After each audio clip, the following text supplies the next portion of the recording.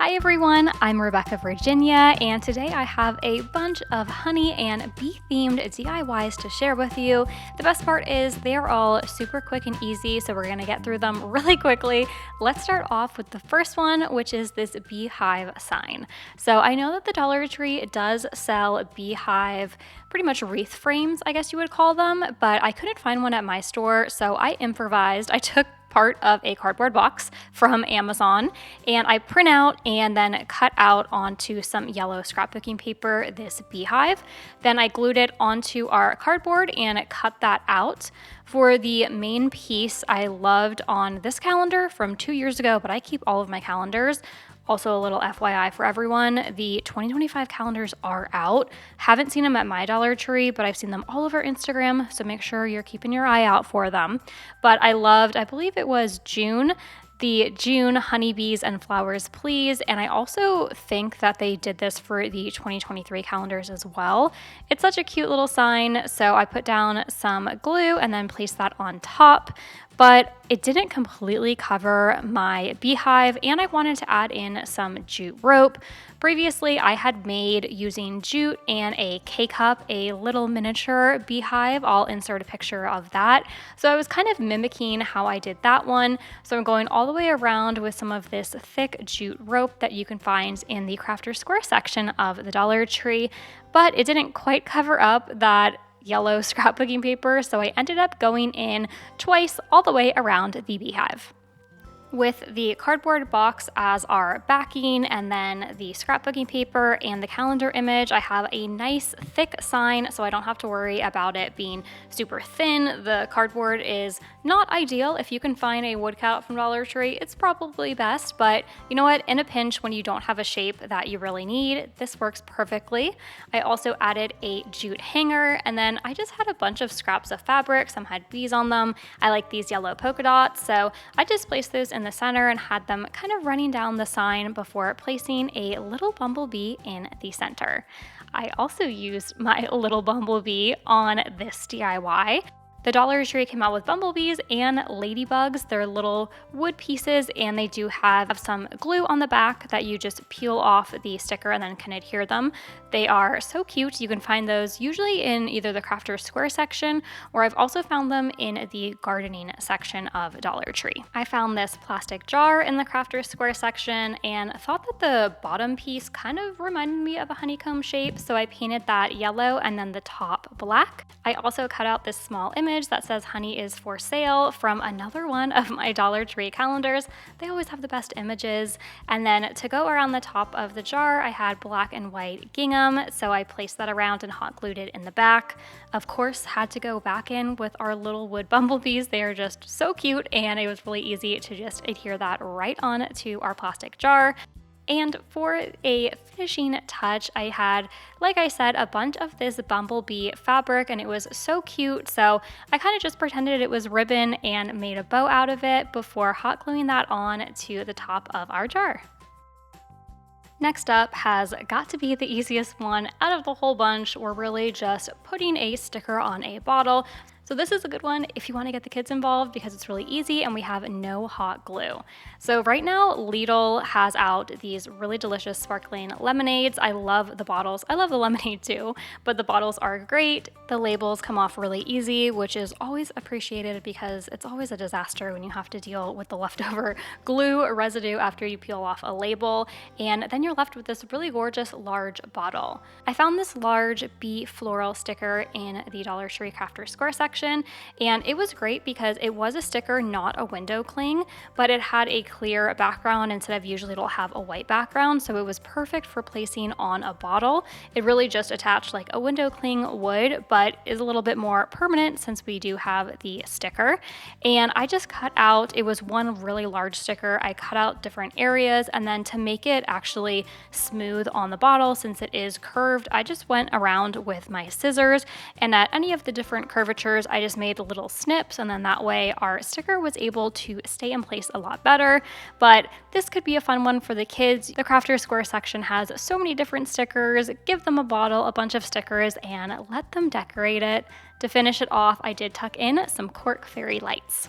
Next up, it wouldn't be a honey DIY video if we didn't have our honey jar. So this one, another quick and easy one. All you really need is a mason jar. If you have an old pickle jar, anything you got laying around is going to work. To start off, instead of going in with white paint and having to do a couple coats of it, it was a nice day. I had cardboard to lay down and I had a whole can of my Rust-Oleum white spray paint. So I went outside, my dog joined me, and I spray painted this mason jar just to get a good base coat of white down. Next, I went in with my favorite paint that I think is just the perfect honey color. I'll leave it linked down in the description box below exactly what the color name is. Again, it's just my go-to for anything that needs to be a honey color. I think I actually need to buy a new one because I'm almost out of this bottle and it's lasted me like 3 years. So I went in and did about 2 coats all around the mason jar. Next up, you can use a Sharpie, you can freehand it, you can go in with some letter stickers. I ended up using my cutting machine and I'll have this link down below. If you guys also use Design Space, then you can use this one. And I adhered that right onto the front of our jar. I picked up this really cute bee burlap fabric from the Dollar Tree. This was just in the front section where they have the different gardening signs and gardening tools. I found it and thought it was really cute. Didn't know what I was going to use it on, but figured no better time to use it than in a honey DIY video. I placed it underneath our mason jar lid and then just screwed the jar on tight before trimming off all of the excess around the mason jar lid. Next up, I'm actually repurposing a bottle from an old DIY. I love to change them out with the seasons. That's kind of why I never throw anything away. I can always reuse something for a later craft. This one is actually from my lemon DIY video. I will link that video up above if you want to check it out. The bottle is an iced coffee bottle from the Dollar Tree. They taste delicious and they're just the perfect size glass bottles for crafts, so I love using them in all sorts of different projects. So this one was already painted yellow, but it was a pretty light yellow because it was for my lemon DIY. So I went back in with more of that honey colored paint and then a Sharpie, and I'm just making little indentations of where our bee would be buzzing all around this bottle with the Sharpie, and then I placed another one of those wood bees right onto it. I accidentally forgot to hit record when I was filming putting the ribbons on. I went with a honeycomb ribbon from the Dollar Tree all the way around the top of the bottle and then a gingham ribbon that I just tied in a knot before filling it with a bunch of sunflowers. So I made a home sweet home honeycomb wood round sign. You could hang it up really anywhere that you want, but I chose to put it on my front door. I got this trio of woodpile wood rounds, and I actually found it at my thrift store, 3 for 99 cents, but they do sell these at Hobby Lobby and Walmart.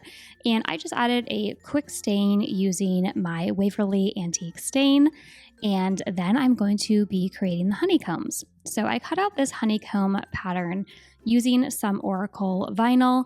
It's not my favorite. I've mentioned that before. I would recommend either just using a color vinyl that you don't like, maybe even Dollar Tree vinyl. I'll have to try that out because I did find that whenever I use the Oracle, it tends to bleed through. That might be a user error, but I still got to use it up. I'm almost out of the round, so I'm making my way through it and using it up. And I just placed this down pretty much like a sticker, and then I took my sponge brush from the Dollar Tree and this gorgeous honey color paint from Folk Art, and I'm just going in and dabbing the area, of course, where the honeycombs is going to be. And because the stain was a little bit darker, I did have to go in with about, I believe, 3 layers. And then this was the really fun part. When it's dried, I was able to peel back that stencil vinyl, and it was so fun to see the honeycomb pattern that was left. I forgot to hit record on this part, so sorry about that, but I am just creating a black stripe going through the center, kind of more towards the top of our wood round, and that's where I'm going to put the phrase "Home Sweet Home" that I also cut out of vinyl. I used Dollar Tree ribbon, honeycomb, and this burlap kind. It was really easy. I just placed the honeycomb on top of the burlap. I didn't hot glue it or anything, and I made one of my favorite bows. I have a really in-depth tutorial on how to make this bow using a zip tie. So I will link that above if you guys want to check it out, but I know bows are pretty personal. People have their ways of making bows, but if you did want to find out how to make it like this, again, that will be linked above. As a further embellishment, I have one of these wood cutouts from the Dollar Tree. I think this was supposed to be a ladybug, but I painted it to be like a bee, and I'm making the bee's pattern using a white marker, and then I just hot glued down our bee. For the last step, to turn this into a hanging sign that I could use on my front door, I grabbed some of the rope that you can usually find in the crafter section or possibly in the decor section. I know mine's up with the ocean and beach stuff right now, and I placed that on the back of our sign. For our next DIY, I am using one of these free honey wands that I got, and I'm going to be making some faux honey. The real stuff is way too sticky, and I would be very scared of attracting different kinds of bugs, so we are of course going to DIY our own. I first took one of these honeycombs. I know you could get them at craft stores and on Amazon. Actually, at a restaurant I was at, it came with my tea. I asked them if I could keep it, and they said yes, it comes with the tea. So I got to keep this honey wand, and I've just kind of had it in my craft stash and been waiting to use it. And I first covered it in a shade called Daybreak by Folk Art. And then this next part was a complete epic fail because I had kind of looked online how to make faux honey. There are a lot of different methods, but I thought the easiest one would be to use some honey colored glue sticks. So I went to Amazon, I checked out these glue sticks. They had amazing reviews. There they are. People who had made similar honey kind of DIYs. And I think Amazon must have sent me the wrong color because as you could see, this was pretty clear. There was a slight yellow tinge, but it was no way the honey shade that I had seen on Amazon. So that was kind of a fail. So I ended up just going in with some darker yellowy orange paint and covering all over where I had put the glue stick after it dried. As the last little embellishment on my honey wand, I added a small gingham bow, and I just used one of the sticky dots that you can get in the jot section from the Dollar Tree to adhere it. Next is a quick and easy DIY that not only looks great in your garden, but also helps out the environment. Next up, we're going to make a bee bath. I saw this candle warmer at the Dollar Tree and thought the coloring and the shape was too perfect not to use for my bee bath. So I'm just taking some of this nautical rope that I found near the Crafter Square section, kind of where they keep the faux florals, and I wrapped it around twice around the candle warmer to hide the holes. Then I'm going to be using a decal that I made which says "Be Our Guest," but you can add in any lettering or image that you like. If you're unfamiliar with what a bee bath is, it's really cute and I learned about it recently. And basically it's an area for bees to drink some water. Bees need lots of water throughout their day, not only to make honey, but also keep the hives nice and cool and many other reasons that you could also look up. But basically we're going to be putting some rocks in the top of our bee bath. You don't want to submerge the rocks in the water. You want them to be poking up a bit, because we don't want our bees to fall in the water. We want to have the rocks poking out so that the bees can perch on top of the rock and then dip down and have some nice water to drink. This DIY would go perfect in any fairy garden that you're creating this spring and summer. I couldn't pass up on these honeycomb magnets from Jot at the Dollar Tree and knew exactly what I was going to make with it. I am taking this wood shadow box from the Dollar Tree, and I totally forgot that I had seen other people do DIYs on this and say it's impossible to take apart, and that is totally true. I could not take this apart, so usually I would just take the backing off and then apply the scrapbooking paper down, but for this one I kind of had to just put it inside of the box without being able to take it off. So I took this paper, it's kind of like a lavender lilac color, and I cut it to size, and then the little wood block in the center I also could not get out. I even used pliers and couldn't get it out, so I just had to kind of cut around it, And I'm gonna end up putting that feels like home sign back on it just with a different saying. So that'll be covered, the little bits around the wood block that you can see through. I flipped the little sign over and decided to paint it white. I'm going to end up going in with some honeycomb looking materials that I'll show you in just a moment. But before I could do that, I needed a fresh base, so I just took my Waverly chalk paint in the color white and painted our entire small sign. Then to re-adhere the sign onto the block, I just took my hot glue gun and pressed that down onto it. So I had seen Lemon Avenue do this. I will link her Instagram down below. She does such beautiful crafts. And I saw that she took these wood magnets from the Dollar Tree and made a honey bee sign with them. And that is such an amazing idea because they do look exactly like honeycombs.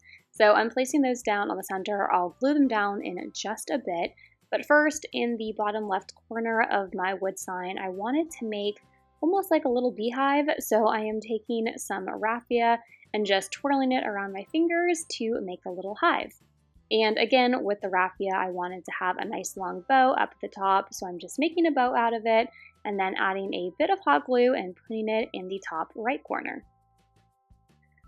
Then to really make this bee themed, I brought out my little Cricut Joy. I absolutely love using my Cricut Joy when I just want to do a really fast final project and I don't want to bring out my whole Explore or Maker machine. I thought these came out so cute and I am just burnishing them onto my transfer tape and then burnishing them down onto the paper. As a final embellishment, I would have loved if I could have put a little bee in the hive, but it wouldn't really work with vinyl, so I decided to just add a little flower off of one of the floral picks that I got from the Dollar Tree. I've seen lots of different beehives floating around YouTube and Pinterest, so I had to try my own and I actually made it from a K-cup. For this next DIY, I am making a beehive out of a K-cup. Yes, a little K-cup. You can even use a used one. I had a massive pack that I got from Costco, and instead of taking it apart and removing the coffee grounds, I just thought I was going to leave it sealed. But if you really want to be not wasteful, you can use a used one. You would just have to empty out all of those coffee grounds. And this is some nautical rope that I got from the Dollar Tree, and I'm just going to be taking the rope and the hot glue and going all around the K-cup again and again and again until I get to the very top. Once I wrapped the jute and the hot glue all the way around the K-cup, I wanted to add a little hanger on the beehive, so I just took some more of that nautical rope and made a loop on the back of our hive. And it's definitely starting to look like a beehive, but to really drive the beehive point home, I took another piece of nautical rope and made a circle on the front of our hive, and that's going to act as the entrance to our beehive. Then I took a paintbrush and a bit of black paint and just painted the inside of our beehive entrance to add a bit of depth to it. I really wanted to put some little bees on my hive, but I didn't have any bee beads and I didn't want to buy any off of Amazon or at the craft store, so I decided to make my own. And for our bees' wings, I am actually taking some of this, I think it's called floral cord, from the Dollar Tree. This is from back during Valentine's Day, but they come out with it every season. They come out with one for Christmas, Halloween. I've seen them in all sorts of different colors. So I am just taking some yellow paint and I'm painting these yellow. Again, these are going to be the wings of our bumblebee. For the body of our bumblebee, if you had a black bead or even just a really tiny bead that you could paint black, that would work perfect.